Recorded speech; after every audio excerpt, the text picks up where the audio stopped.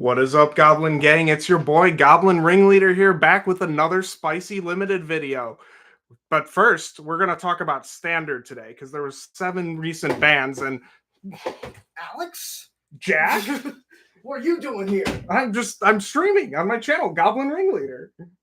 Let's run with it. All right. I was just about to talk about Standard bans. You want to talk about those? Oh, dude, they killed the mice. Yeah, thank God. So we've got 7 bands in Standard: Corey Steelcutter, Abuela's Awakening, Monstrous Rage, Heartfire Hero, Up the Beanstalk, Hopeless Nightmare, and This Town Ain't Big Enough. This town was in fact not big enough for that card. Get him out of here! All of these are welcome changes. Yes. I would say. Yes, for sure. For those of you who've played Standard for a long time, you remember the time before This Town Ain't Big Enough, Hopeless Nightmare. It was a hopeless nightmare. It was very irritating, yeah. To have to deal with these cards specifically. They were all like best in class for what they did. And just in general, best in slot. That's the word I was looking for, slot. So, oh boy. Yeah, I mean, I've played my fair share of these cards in formats. Have you played any of these cards? Oh, I've played against all of them, and while we play in Goblins, there's nothing worse than when you tap out for a Cranko and then discount it before you can untap with it. It's pretty tough. Also, Hopeless Nightmare, I did not worry about until they Hopeless Nightmared with the Pixie, and then they Hopeless Nightmared with the This Town, and over the game, they deal you 8 damage with their 1-drop, and they've made you discard 4 cards. At that point, it's double Hymn to Torok. Yeah. It was a brutal line of play, and that's ultimately why they banned Hopeless Nightmare specifically. Is it just led to not interesting interactions and just accrued too much value. Beans are chopped off at the roots, fallen down. No more Up the Beanstalk in Standard.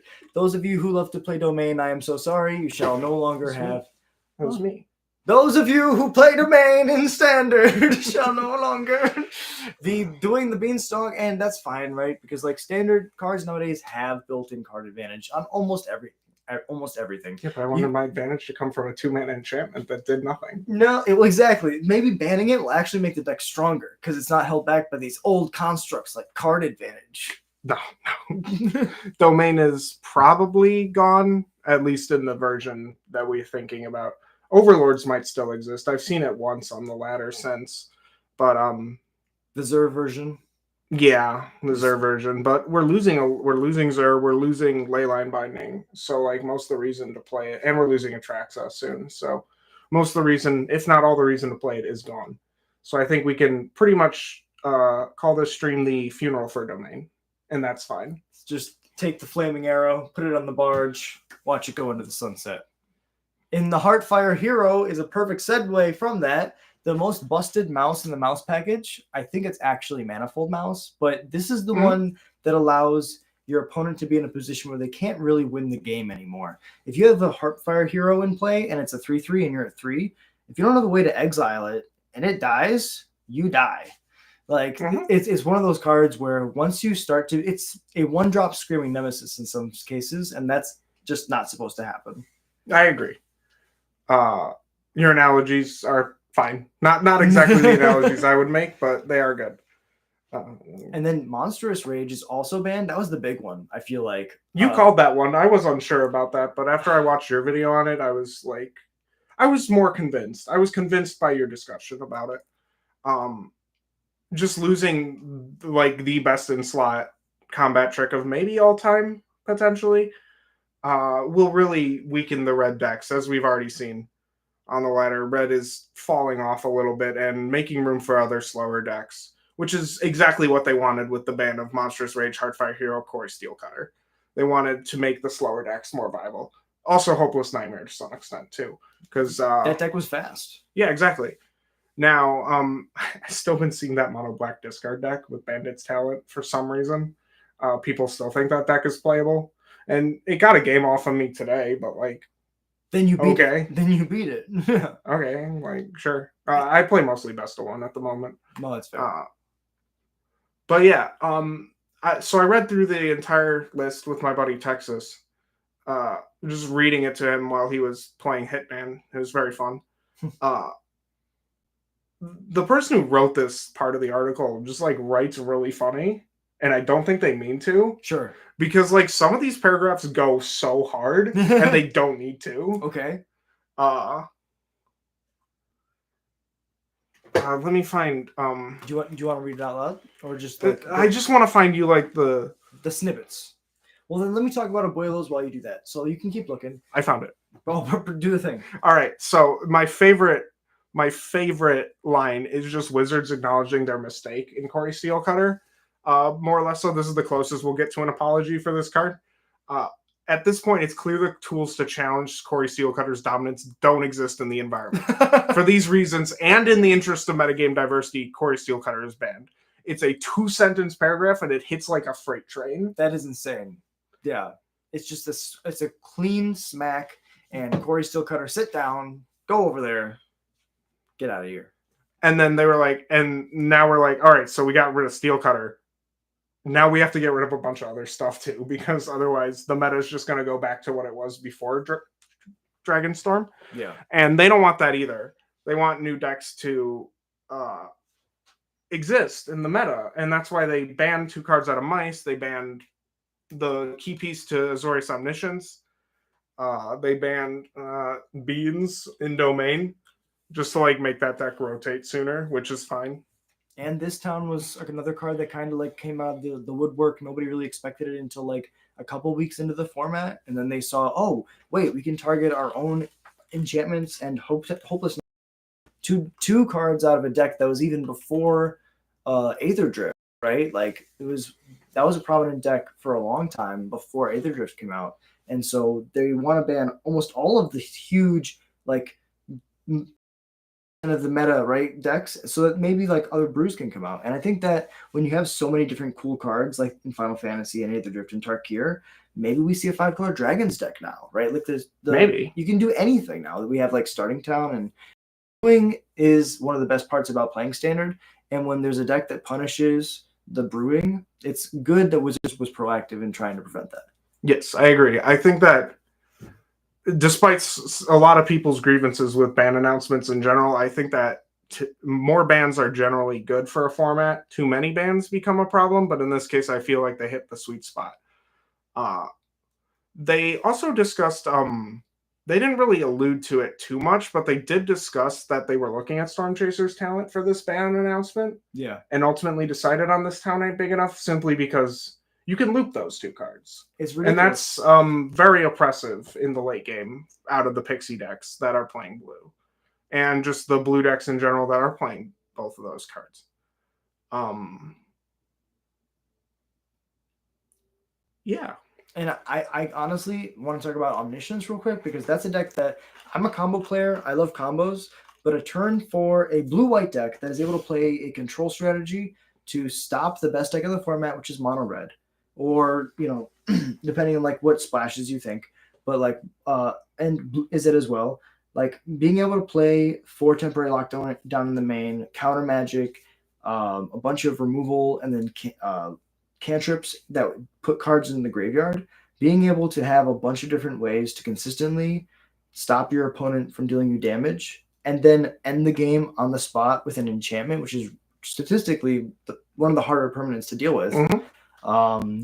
The deck was super resilient. If you tried to kill the Omniscience that they made as a 1/1, they could first have a second Omniscience in hand. So when they have the 1/1 and play, the first spell they put on the stack is another Omniscience, or they could just free cast counter magic to stop your removal on the Omniscience. Mm-hmm. And then once you're tapped out, they literally win the game with Meringue River Region and pretty much anything.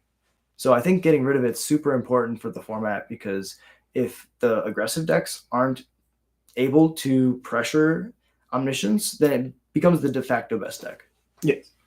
Omniscience is still around. Yeah. And you can still do the thing. It is now in Bant Una. Which is super cool. Which is a good place for it.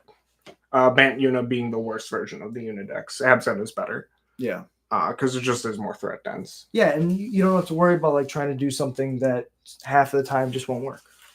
But it's nice to see that it goes from the de facto best deck to maybe a tier 2, tier 3 deck.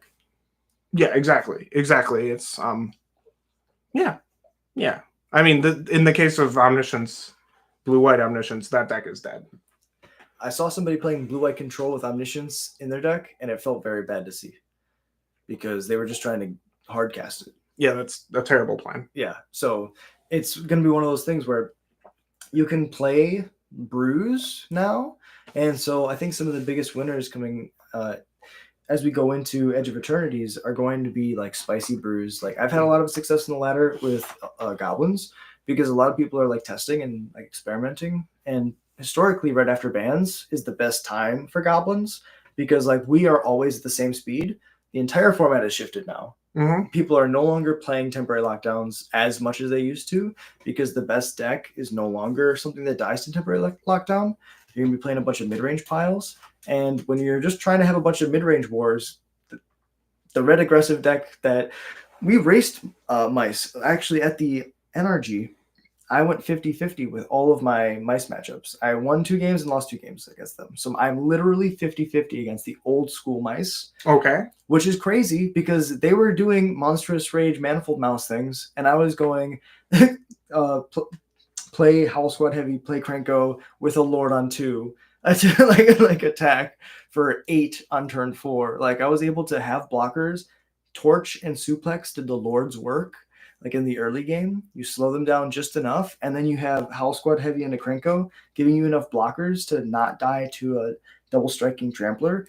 And then the crackback, because you just pass, is insane. If you get to tap Krenko a second time, the game just ends. So yeah, so our deck raced old school mice before the bans, and now we're in a position where people are now taking out their red hate because red is supposed to be not a good deck anymore. So we're in an amazing spot right now. But they're missing the goblins. That's the problem. Yeah. While not a lot of people are playing it, it might unfortunately be the de facto best aggro deck at the moment. It's kind of might be. We'll see. We'll see. Exactly. But I think that and this is like part of my point.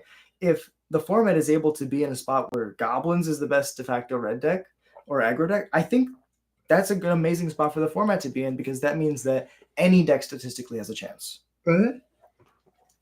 Well, I think after deleting like 4 of their top decks in the ways that they have been, or that they did with this ban, any deck is poised to take that number 1 spot, and hopefully none of them do. Yeah. Because that's the sign of a healthiest metagame is that no one deck is at the top. Yeah. They balance each other. People are talking about Dimir Tempo returning. I don't know if that's even going to happen, to be honest. Rotation's right around the corner, and I think that's going to be the real time to look at the meta because right now it's just going to be people who are playing the decks that they have the cards of before they lose them. Yeah. Especially losing Temporary Lockdown in rotation and Shieldred. Those are like the biggest 2 I can think of in cut down. Yeah, definitely. They probably have to print like a 1-mana black answer for something at some point, or is this figure still in the format? I think Foundations has it. Okay, then I guess never mind that point I had. But still, like it's really interesting to see where things are going to go, and I think Wizards did a great. Like usually when there's bans, we just yell at them, and I think for Standard, ominous foreshadowing, for Standard they did a great job hitting all the nails in the head that they needed to about the format and what needs to happen in order to have a productive and healthy play pattern for the community. In Standard, they want to promote this stuff. Yes. In Legacy, speaking of a potentially unhealthy metagame, we could talk about Oops All Spells in Legacy, which is a format Jack and I both play.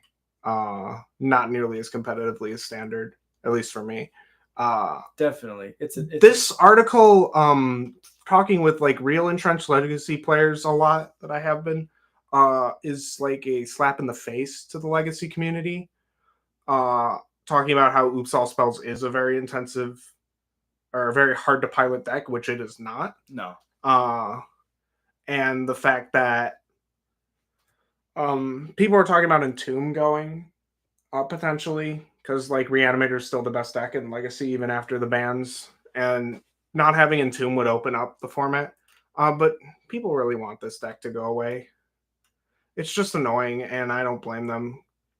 because you have to be playing Force of Will to beat this deck, and not every deck is, obviously. Yeah, let me paint you a picture. You're playing Legacy. You've paid however much money to get into the tournament, and you have your favorite deck, but you don't play blue. Let's say you do the coolest white thing in the world. You're the fastest red deck. You're playing green. You're going crazy. You got black. You're going to be doing like combo shenanigans in black, right? Maybe you're also playing Oops All Spells. You're playing against your opponent, and they go, turn 1, kill you. You haven't played a land. You didn't get to draw because you're on the draw. You immediately lose because you don't have instant speed interaction. This deck can't even stop the mirror because it doesn't play Force of Will. So you're sitting there on the draw, playing the fastest deck in the format, and they turn 1 you. Then you get to be on the play, and then you turn 1 them. But they won the die roll, so they literally just win. Mm-hmm. This is the format, ladies and gentlemen. Imagine you're playing, mono red land destruction. Prison is a better archetype. Prison is the correct name Yeah, for that. yeah. So you're playing Prison, right? You have the most busted hand in the world, but it doesn't matter because your opponent turn 1'd you. Turn 1ing people is something that should be a thing that happens in Legacy, but I don't think any format should ever have a consistent turn 1 deck. And this deck, if it ever does go first, can even play through Force of Will by having a Cabal Therapy. They can literally therapy out your Force of Wills before they cast their Dread Return, and then you can just still win. So it plays through all of the natural checks that are in the format. There's no other deck that can have a turn to play a hate piece, because if you're on the play, you always win. Jared says, that isn't just Jack. This isn't just Jack. Smack my fucking head. We love you, Jared. That was the bait. It's called clickbait. Get with the times. As for what they ban out of this deck, probably Oracle, right? I would look for Dread Return. I mean, Thoracle's healthier because it hits more of the format. But if you're trying to just stop your opponent from being able to win turn 1, getting the Thassa's Oracle in play is the Dread Return stops any win con, right? It could be Labman, it could be literally anything. You can ban Thassa's. I think there's just as much of it. No, you're right. They should ban Thassa's. It's just busted in every format. It's the win conning CDH. Or does that hit Doomsday too hard as well? I mean, you can hit Doomsday as well because they also win with Thassa's. Jared says, to be honest, this deck isn't broken, it's just unfun. And Legacy is vibes based. If you want to ban something, it's probably either Dread Return or Undercity. And it's why? Totally fair. Okay, so that's a good point, Jared. Yeah, I mean, instinctually, I want to say Dread Return because every deck that's built to do the same thing is doing the same thing. But you're right. The way they're winning with that is the Thassa. Yeah, and obviously it's fine to ban cards not on power level, but on play patterns, and they've done that plenty of times. And the next card we're going to talk about is a card that could be banned in August again, and depending on how the next big event goes, probably should be rebanned. And that is Lightning Bolt. Let's go with your thing. High Tide in Pauper. That makes a lot more sense. High Tide in Pauper, the deck is non-deterministic. It's a non-deterministic combo deck. Which, explain to those at home who have never played against a non-deterministic combo, what does that feel like? It's just you sit there for 20 minutes while your opponent jerks off. And then they whiff. And then sometimes they can just lose. It's the reason Second Sunrise got banned in Modern. It's the reason KCI got banned in Modern. And they took High Tide off the ban list temporarily to try it in Pauper, and then they are revisiting it in August. Currently, a lot of people in the community that I've talked to feel that the play pattern to High Tide is not problematic for win percentage, because the data so far suggests it is not. But from a tournament running standpoint, High Tide is an issue. And cards like Second Sunrise and KCI have been banned, not necessarily because of power level, but because of the time they take for tournaments. If your rounds are running 20 minutes over every time, there's an issue there and you need to examine it. And High Tide could end up being that issue again. Gavin Verhey, who is in charge of the Pauper at Wizards, has said that they are going to revisit this card in August, and they will let us know if it is here to stay or if it is gone for good. And they will never unban it again, is what he said. And I really like that philosophy of bans, as like in a format where price is not as much of an issue. You're able to unban something, let people go crazy, experiment. Once they've experimented and they found, actually, this card's not fun, then you ban it again. And then it kind of shows, okay, well, like, we're going to be willing to let you guys have fun with like crazy busted bullshit. Just be prepared. We might pull stuff. Yes. Like, it might not be there forever. And I think that's a really cool way to look at a format that's much cheaper. If you were to do that, of course, with Legacy and Modern, there'd be big issues. But I think it's really cool. Yeah. Thanks, Tim. What's up, Tim? Appreciate you dropping in. Yeah, so like I said, High Tide's win rate is not an issue. It's fine. It's hovering at about 50% right now. Sure. The data they're going to use to determine whether or not they actually take action or just remove High Tide from their watch list at all in August is Eternal Weekend in Europe. That's coming up soon. And I'm excited. And there's a lot of Pauper that's going to be played there, so they're watching that closely. They're going to see how the tournament goes. They're not just, like I said, they're not just looking at the deck's win percentage, because that is not the issue here. The deck is fine that way. It is how much extra time does it add to tournaments. It is not. And as a judge, I appreciate this approach to bans because it makes our job a lot easier. Definitely. So they've also said that, I mentioned something about August, but you may know, for those of you more entrenched, that the next ban announcement isn't until November. Yeah. They're making an exception for Pauper. They are going to announce something in August. They've already said that there's going to be a mini BNR in August for just the Pauper format. No other formats will be receiving any changes at that time. It will just be Pauper, and they will decide the fate of High Tide at that time. And at that time, the tides may be parted and smacked out of the format. And hopefully that's what happens, to be honest. Get it out of here.